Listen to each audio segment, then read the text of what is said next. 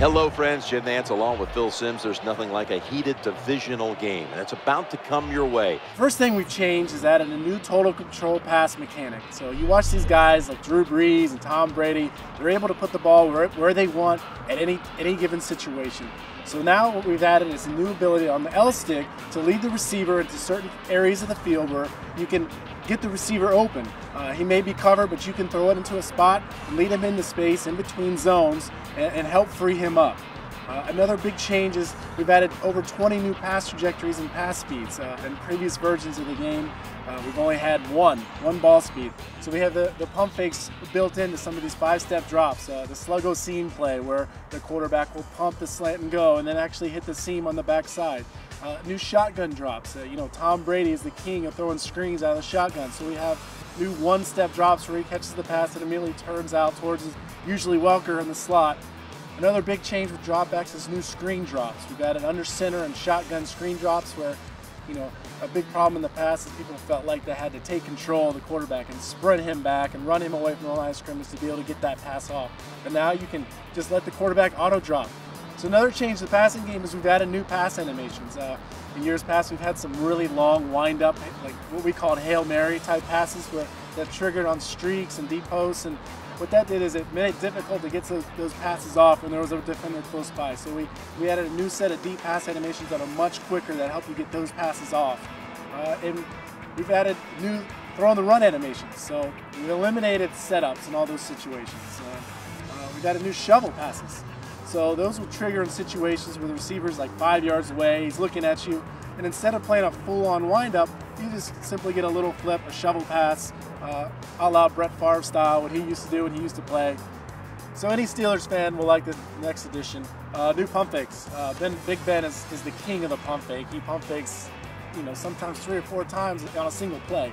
So we've added new, faster pump fake animations that really help the user get back set quickly, which slowed down the QB pocket loco. So what I mean by that is when the quarterback's just moving around in the controlled state.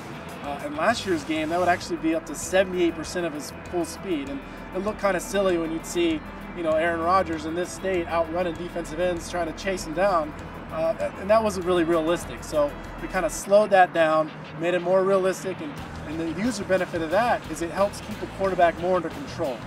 So all these passing changes are fine and great, but if our receivers don't catch the ball, it's all for naught. So we've really invested in a new catching system as well.